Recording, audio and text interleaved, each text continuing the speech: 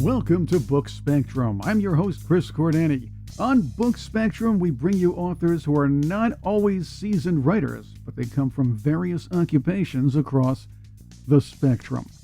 We're kicking off Season 5 with a rather intriguing fellow.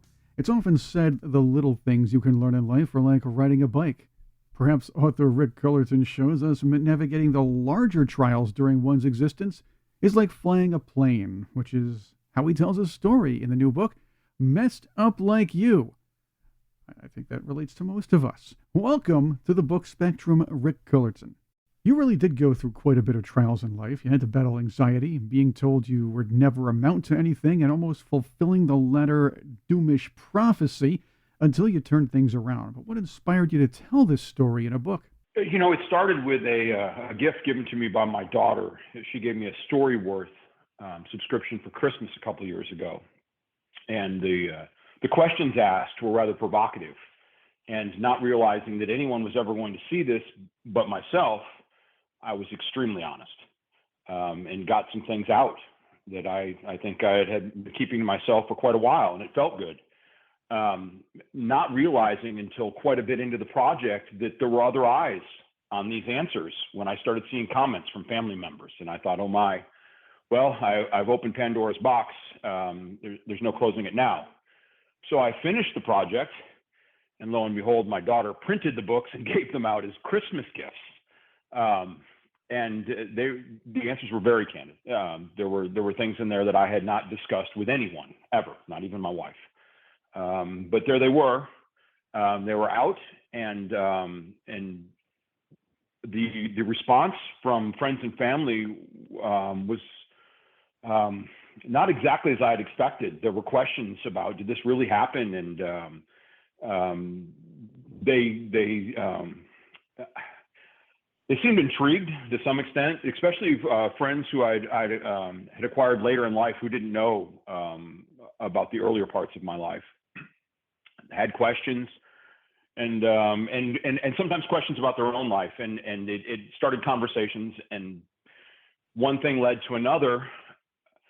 And I don't remember the exact moment in time, but somewhere after that book was printed and handed out, I decided there's more to this, and this seems to be helping people come to terms with their own issues and talk about things that trouble them in their own lives, and maybe telling my story will help others. I like how you put the story together, Rick. You told it in conjunction with your plane flying endeavors. Kind of like life is like piloting around. Well, it is, and then some of the lessons I learned while learning to fly were lessons I'd learned earlier that were just reinforced during flight school, and others were new. Things like using a list to get through life for someone who has ADHD is common, but then to see that put in practice in flight training just reinforced the importance and assured me that I was going about things in the right way. And other things that I learned in flight school were brand new. But it really, when you learn something like flying an airplane, you start out with no knowledge at all, and when you're done, you can fly a plane all by yourself. And for somebody like myself to be able to do that, it's pretty astounding. And in ways, it's a lot like life in that, you know, we start out with no information at all. You know, we come out of the womb knowing absolutely nothing. And hopefully by the time we get to middle age, or maybe even before, we've acquired some skills that allow us to do a better job at life than we did on day one. And I saw a lot of alignment between just life in general and learning to fly an airplane. Rick, we're not going to leave our audience hanging on this one, because you didn't just get into a plane and hop in and say, I'm going to fly this thing. You didn't go through flight school rather easily either. You had to deal with anxiety and being about a mile up in a plane don't always go hand in hand, now do they? They don't, but it wasn't just anxiety. I have a terrible fear of heights and an awful sense of direction. I have that too. So both, as a matter of fact. And so the idea of flying a plane may seem crazy, but my thought was, one, I was just, from the time I was a kid, as you see in the book, just flying excited me. I don't care if it was a bird or an airplane, just the idea of being able to fly. To this day, I fly drones all the time. I just love flight. But for someone who has a terrible fear of heights and an awful sense of direction, it seems like just the wrong thing to take up. And I had hoped at the time that I started this, that it was going to help me with those things, that perhaps I would get over my fear of heights and maybe I would fix my poor sense of direction. And to be honest, neither of those things happened. I still have a horrible fear of heights, and I get lost walking around Manhattan. So I still have all of those problems, but it's given me a little bit more, I don't know, the ability to deal with it a little bit better.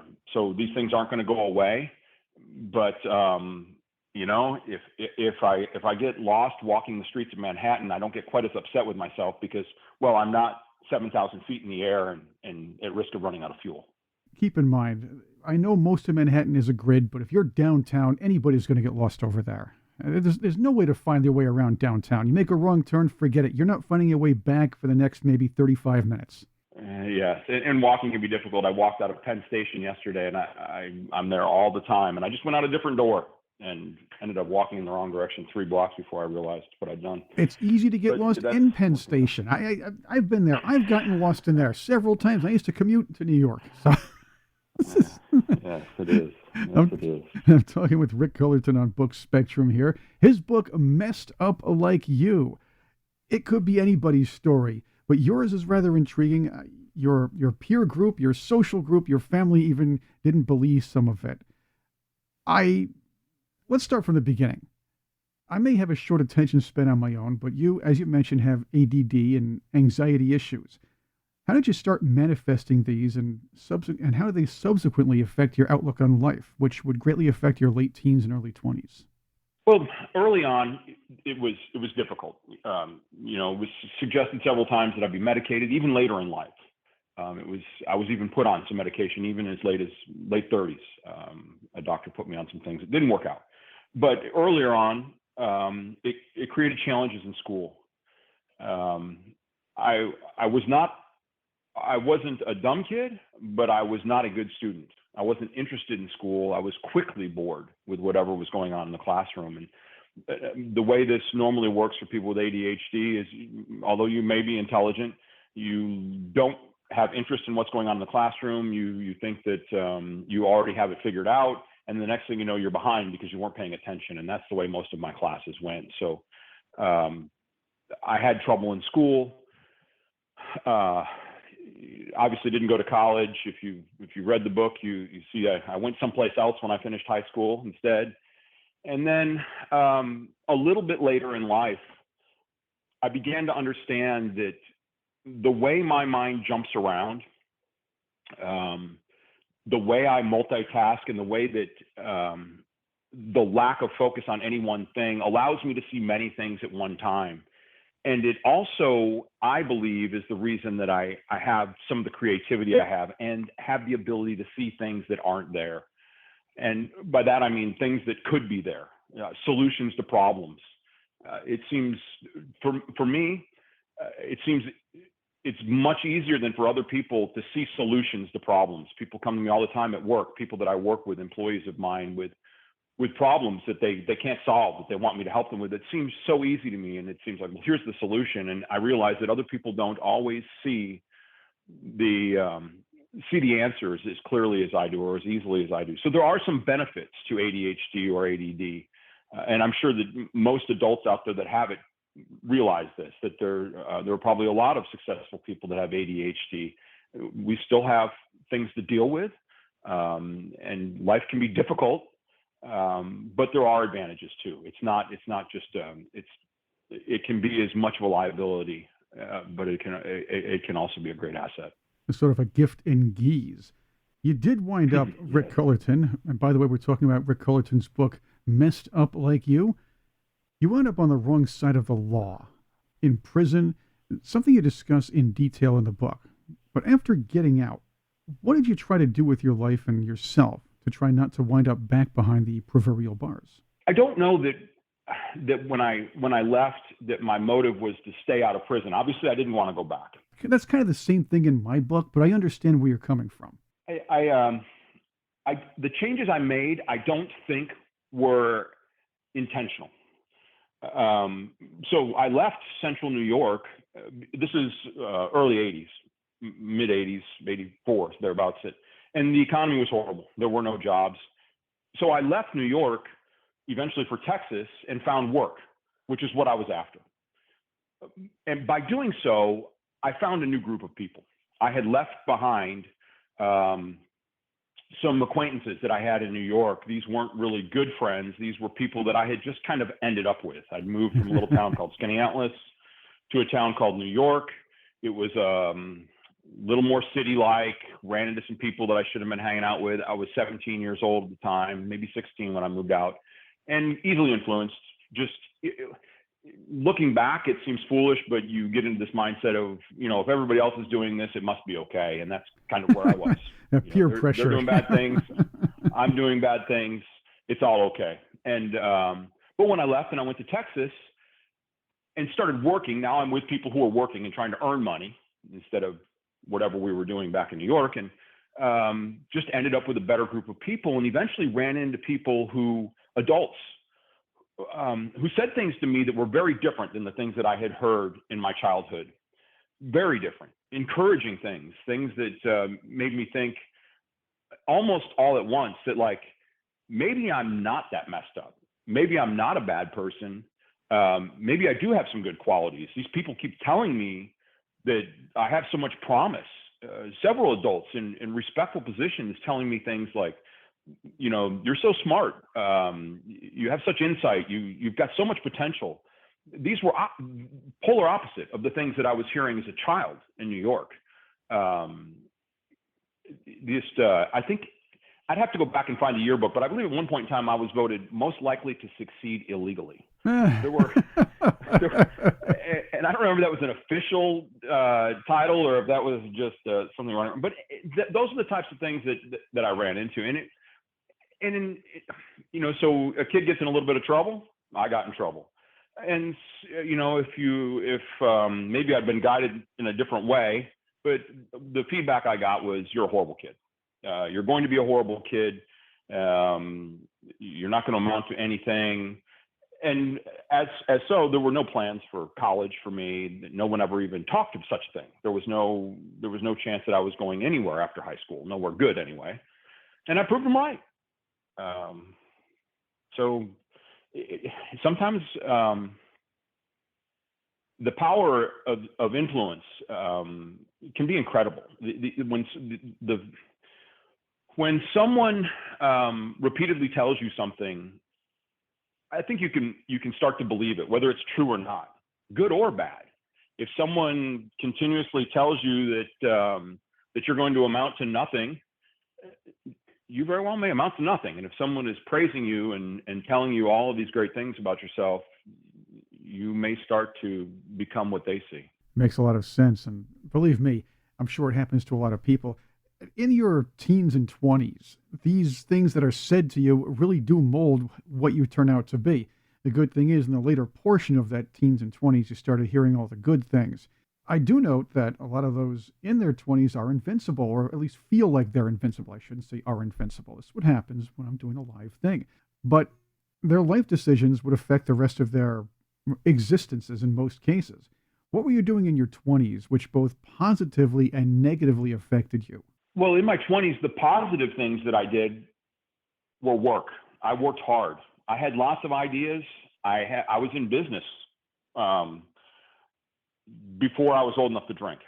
I had my own company. I remember, I say that because I remember hiring a porter to work for me one time, and I wanted to make sure that he was old enough to buy beer, because I drank beer and I wasn't old enough to buy it. So that was an important criteria for this employee. But I worked hard.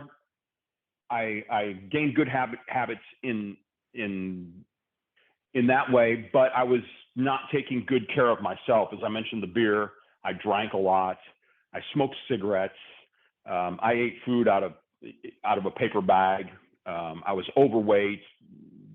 It was just overworked, overweight, in poor health, and not thinking much about my physical self. I was very concentrated on financial goals and not physical. You go through that in detail, your complete turnaround in your book, starting from that point. But for our listeners, when was it you realized, hey, it's not working for me right now, this whole physical thing. I need to turn things around in a different way. I'm doing okay when it comes to finance, but I think I could do a little better on the physical end. Well, that moment is burned into my memory banks very well. My wife and I had been together 10 years. We decided to get married and have children, and we did just that. We got married, had our first child, and bought a place to live. It was very difficult financially, but we were getting it together. And this is 1995, and my wife took a picture of me holding my son. I'm in this leather recliner, and it's all leaned back. And we have to send the pictures off to be developed because, well, there aren't cell phones yet. And it comes back from the drugstore, and I whip these out, and I recognize my son immediately in his pajamas, but I couldn't figure out who that big fat guy was holding him. And it took me a minute. And I'm like, I got two chins, and this is just unbelievable. That I don't want my kid to have this father.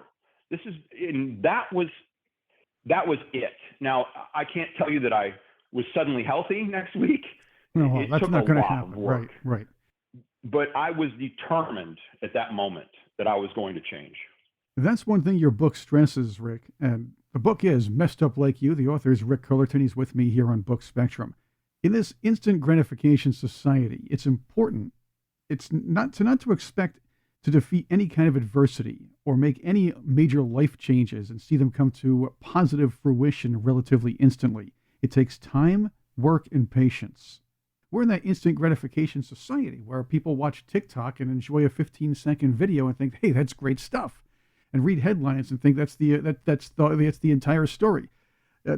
People will take that kind of mentality into life changes and say, "Hey, wait a minute. I can't get this done in a couple of days or a week or two. I don't feel like doing it anymore."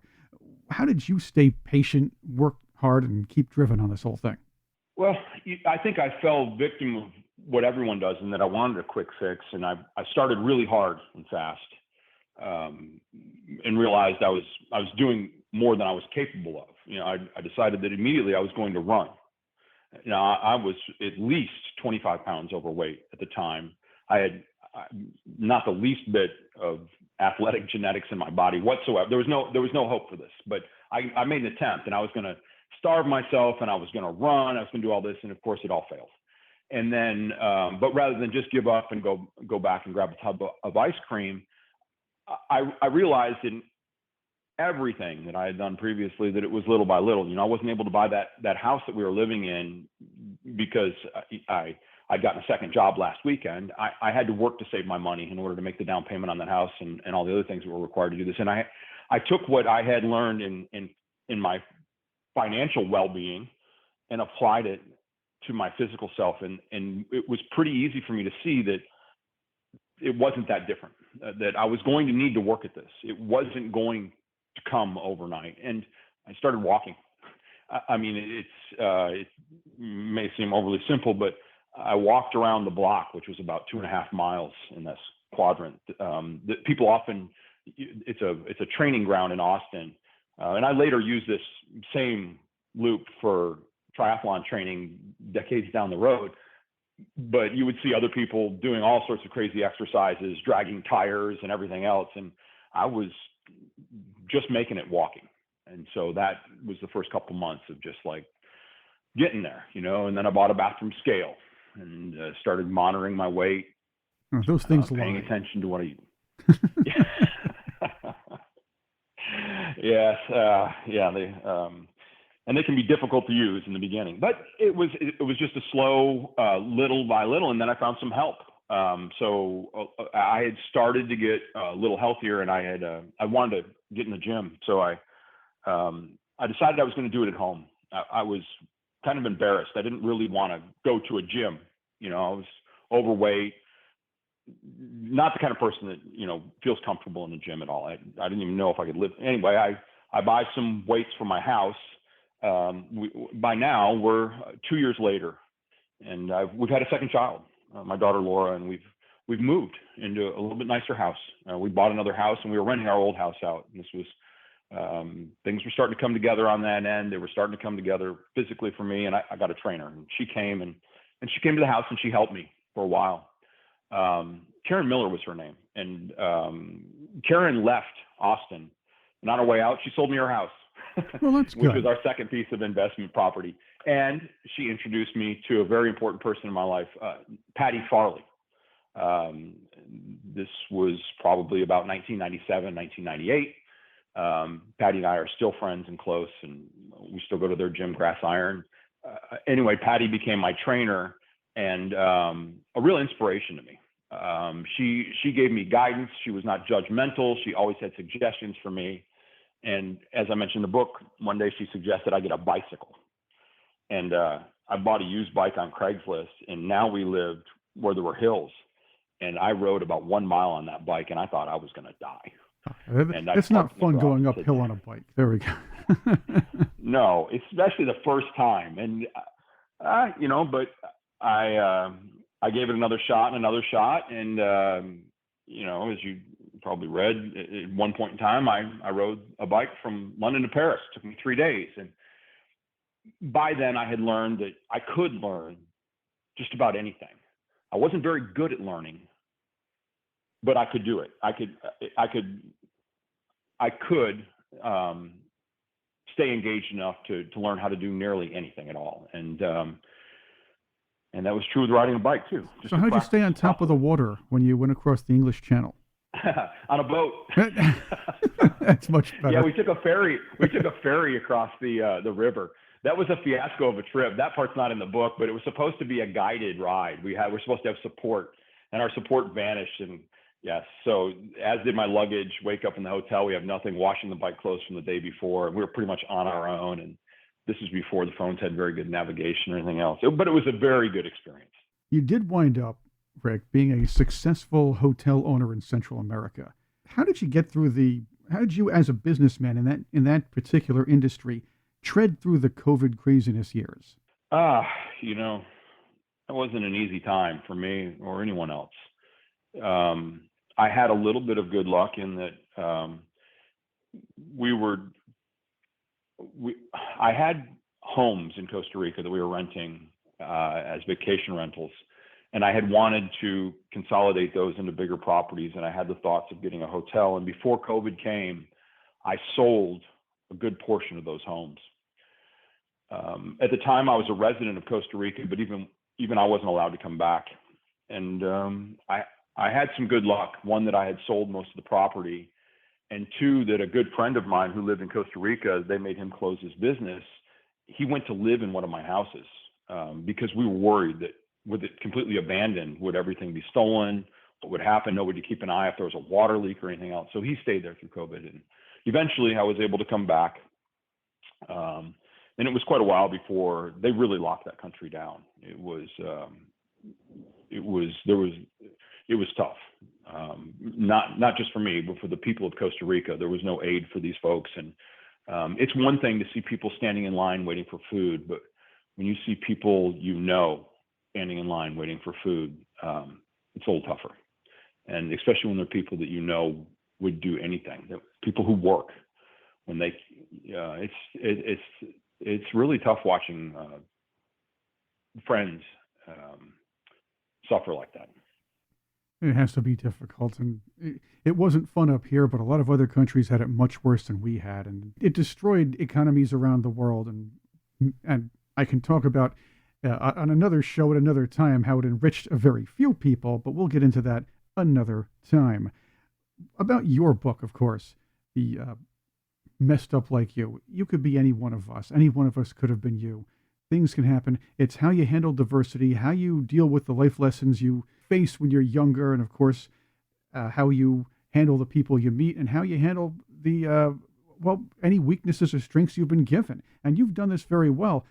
What is the one thing, if you will, that you would like your readers to get the most out of this book?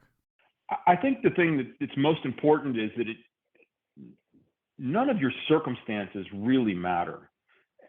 That may you may think that you've got this overwhelming problem that keeps you on the sidelines or prevents you from meeting your goals, and we all have different abilities and different strengths and different weaknesses, but it's all about trying. And I really believe one of the probably the single biggest reason that I didn't fail was that I couldn't. I had no backup plan. It was just me. And then, after we had children, it was me, my wife, and them. I was responsible for everybody. And there just wasn't an alternative. It didn't matter how bad things got. I just had to keep going. Once again, thank you very much for being with us. Rick Cullerton is the author. He's my guest on Book Spectrum. About the book, Messed Up Like You, where can our listeners find it? Well, I believe it's going to be available just about everywhere. I think it will be on Audible as an audiobook, on Amazon. I presume it will be hopefully in every bookstore across America. And how can they find out more information about you? Well, my Facebook page is public. There you go. That helps. It's just Rick Cullerton. My website is rickcullerton.com. And stick my name in Google and you'll learn even more. Thank you very much, Rick Cullerton, for being with us. And thank you for listening to Book Spectrum.